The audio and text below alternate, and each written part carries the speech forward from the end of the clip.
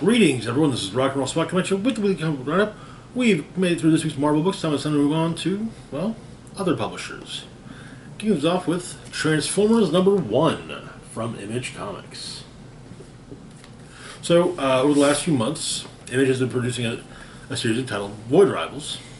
Void Rivals is the beginning of the Energon universe, which will encompass, of course, obviously, Void Rivals, as well as Transformers and G.I. Joe.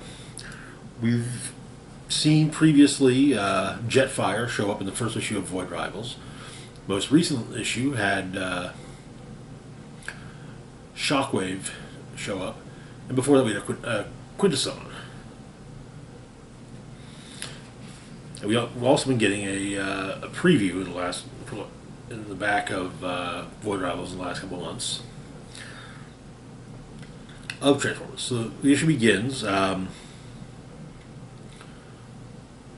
arc crashing.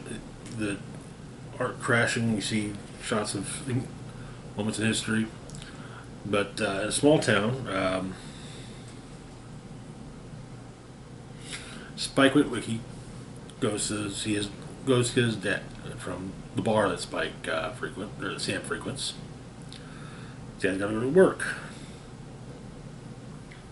Apparently, they're both mourning Spike's brother,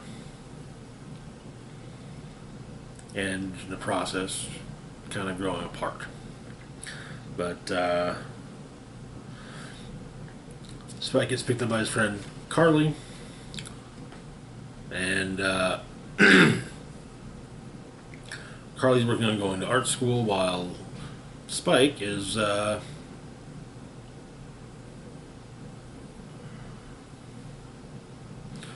planning to become an astronaut. But when it comes to school, the school he's gotten into,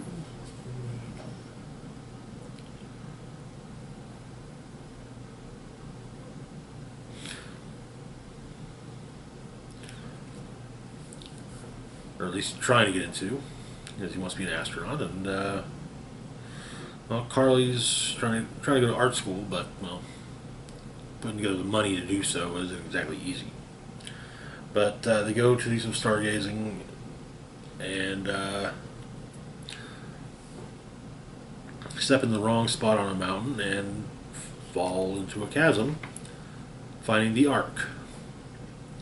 They venture inside, discover what appears to be the remains of a battle between the Autobots and Decepticons. Clearly shown are Starscream, Optimus Prime, and Soundwave. Also, Bumblebee is pretty visible, and you kind of see Ratchet and Prowl. But Jetfire arrives from his brief appearance in Void Rivals #1, reactivates everyone,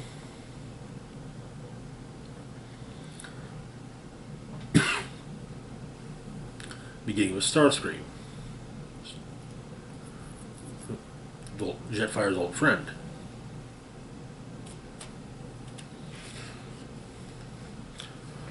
Who promptly shoots Bumblebee in the face.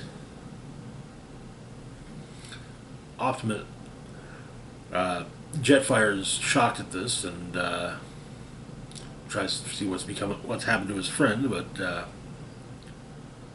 points out that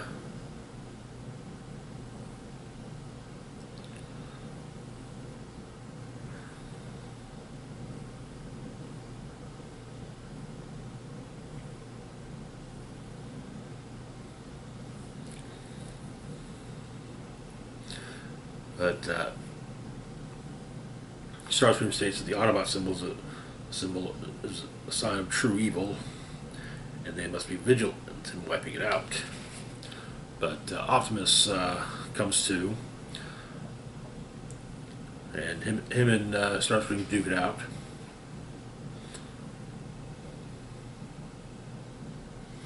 Ratchet joins in, as does Skywarp.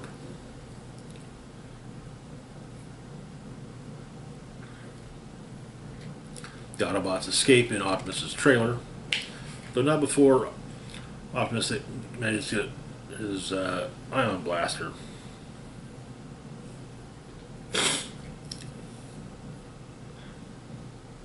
Soundwave sends out Ravage to attack or to stop Prime, but once Prime gets his ion blaster, he manages to blast Ravage. As I said, the Autobots escape in Optimus's trailer, with taking Spike and Carly with them to ensure they survive. They escape, though Starscream does appear to be on their trail, and Jetfire tries to stop Starscream, but is injured in the attempt. Also, the Decepticons and the Autobots are both low on energon. The Autobots have found a quarry and are hiding out there, as Optimus attempts to use the Matrix to heal Jetfire, but the Ratchet explains that the Matrix can heal, but it can't stop the inevitable.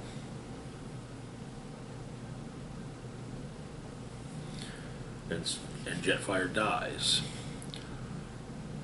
The Decepticons are regathering, also looking for base, going to the to where Spike's father works. Starscream grabs one of Spike's co-workers and crushes him, calling humans fragile, squishy, and pathetic. And that is where the issue ends. Good start. Since this was announced, I've been eagerly looking forward to it, and yeah, the first issue did not disappoint. Also, it should be noted that one other thing, just not from the issue itself, but the Energon universe will be continuing.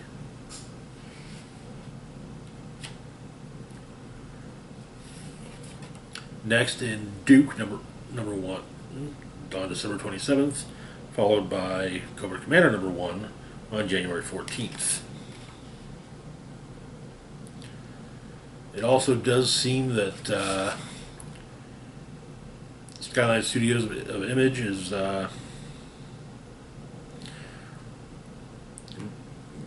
continuing the old Real American Hero comics line, but we'll have to see how that looks next month. Interesting days, that's for sure. Moving on to our next book, going from Image to DC, we've got Blue Beetle number 2. Where we left off, a mysterious red scarab showed up and attacked Ted Kord, stabbing him in what appeared to be a potentially fatal manner. The issue begins, though, that Ted's alive. Members of the JLI are present, watching over him. Guy kind of saying, Guy Gardner saying that someone goes after one of us, they go after all of us. When he gets back to Earth, well, there's going to be hell to pay. Tora Ice is tasked with making sure that Jamie's okay. Though Jamie's kind of curious, where's Ted's sister, Victoria? She's trying to figure out what happened. The forensic scientist she has working on it is able to find anything and anything of note, and is fired. Brenda, her assistant and also Jamie's friend, shows up wanting to see with the surveillance footage to show Victoria. They managed to clean up the imagery showing the red scarab, but Victoria says it's not much, but it's a start. Adequate work. The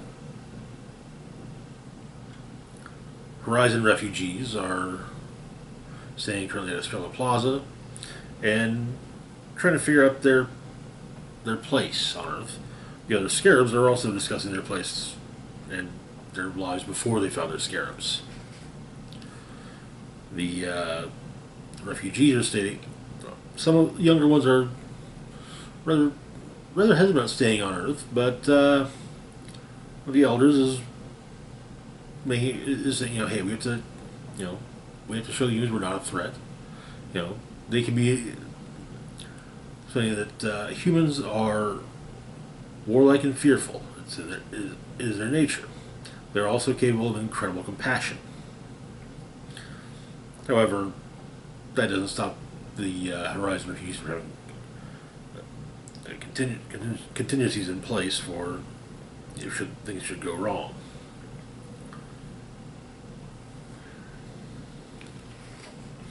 But the Red Scarab attacks, and so the two others, dynasties, and I don't remember the name of the Green Scarab,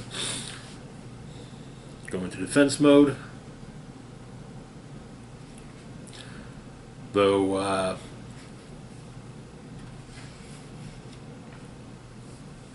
the Red Scarab seems to be able to phase so that they can avoid attacks.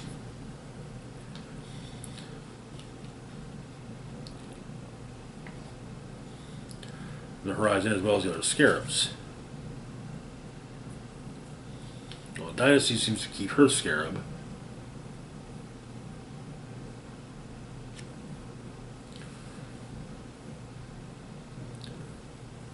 It's not clear as to what the others did, but Jamie shows up just as the Red Scarab teleports away, and is the Horizon refugees asking where he was, why he wasn't there to protect them.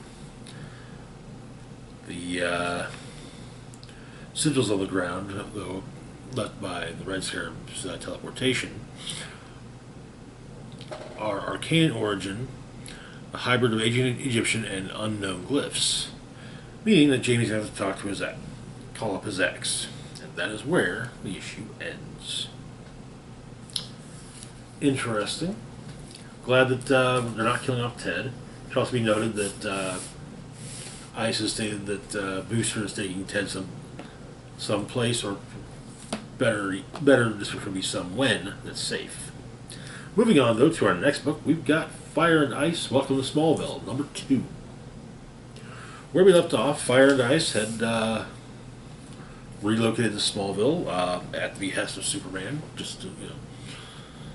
It seems that there were some recent troubles involving them, and, well, having them in Smallville is a good place to keep an eye on them. Ice is happy to just, live small town life. She makes friends. Gets to know people in the town. Fire wants to keep being a superhero, and well, that means you gotta get villains in the town to fight, which wrecked the place. But she's hired Ambush Bug to stage a fight. But the stylist that they've hired at the beauty shop that they currently they're currently renting watches the video, and she's not it's not exactly her criticism is exactly positive. But Ice is going out with one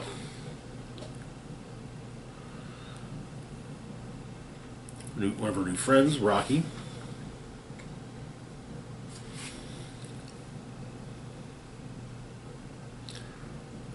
Rocky Rhodes. And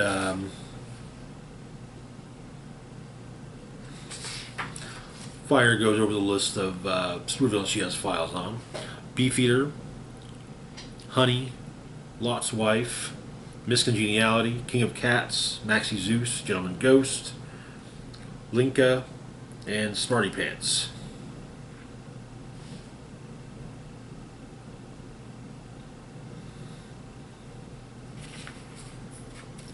But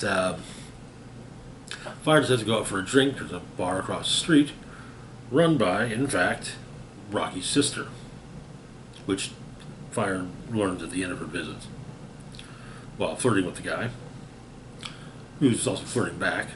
But Ice and Rocky, meanwhile, have gone to a used bookstore and then go to Smallville Medical Center, reading to the kids. When they return to the beauty shop, the various villains are now all there, working, as well as Ambush Bug. It's done as something of a reality show, kind of a, why not, redeeming the villains type of thing. But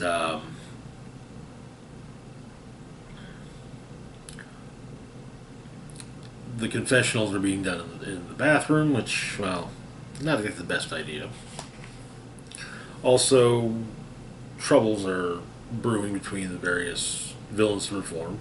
Miscongeniality ends up having her AR-15 turned to salt by Lot's Wife, which does not make Miscongeniality all that happy and leads to a fight between the two of them.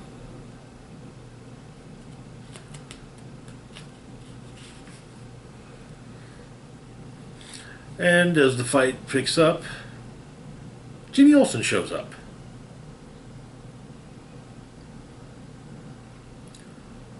And that is where the issue ends.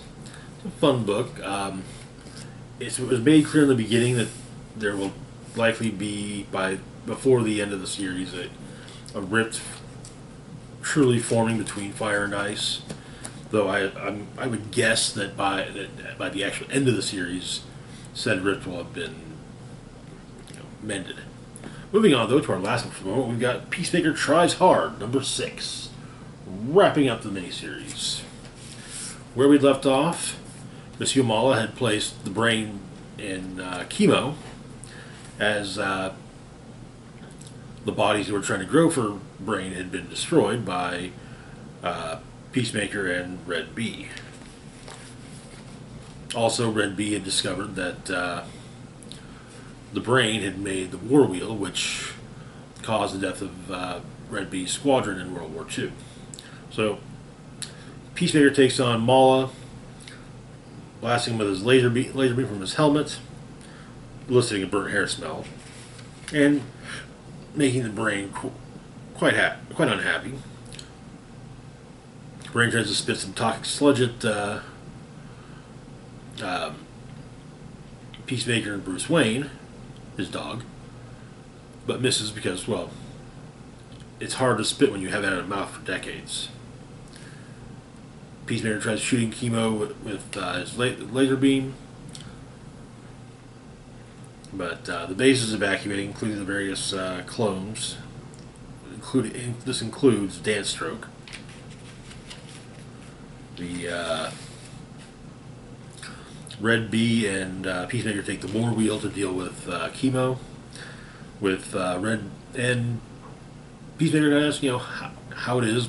Red Bee's always so upbeat, and well, when his squadron died, he never had any kind of day again, good or bad, and so it would be a disservice to them to not make every day the best, most beautiful thing it possibly could be.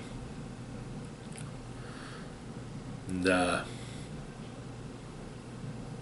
Red Bee tells Peacemaker that he's a good kid, a great hero, and you can see that Peacemaker's trying as hard as he can. Right before kicking him out of the war wheel,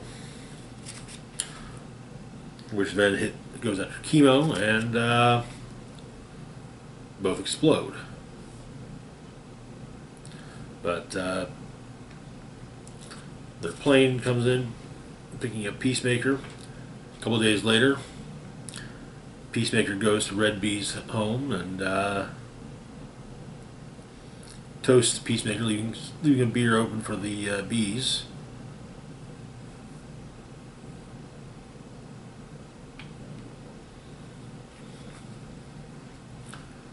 Then we get Peacemaker's birthday party, and wouldn't you know it, people have actually shown up. Mainly people he's beaten up, but the squad has also shown up on account of the fact that Waller states that you know, Peacemaker did just save the world, and it is his birthday, so they'll just show their faces and leave. With Waller giving Peacemaker quite the backhanded compliment of calling him a modern club of a human being, simple, rough, and only good for bashing things. But somehow, despite himself, he came through with a victory again. Danstroke is also apparently living with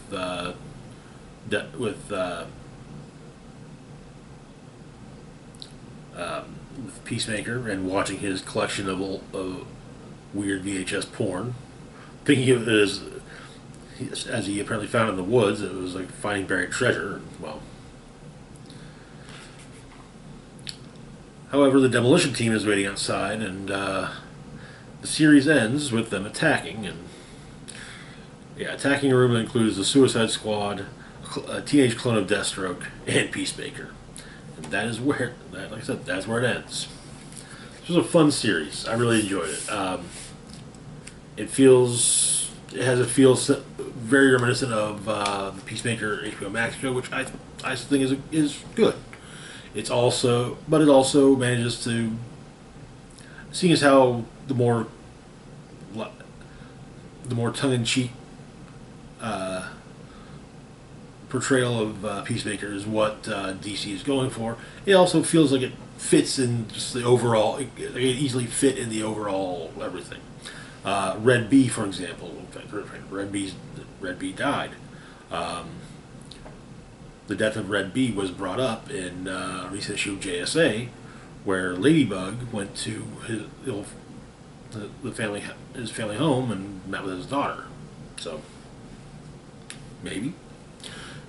Anyways, that's going to do it for now. As always, feel free to like, share, and subscribe. Links to my Facebook, Twitter, Mastodon, Patreon, and PayPal can be found in the description box down below. This is Rock Roll Spock signing off saying, live long and rock hard.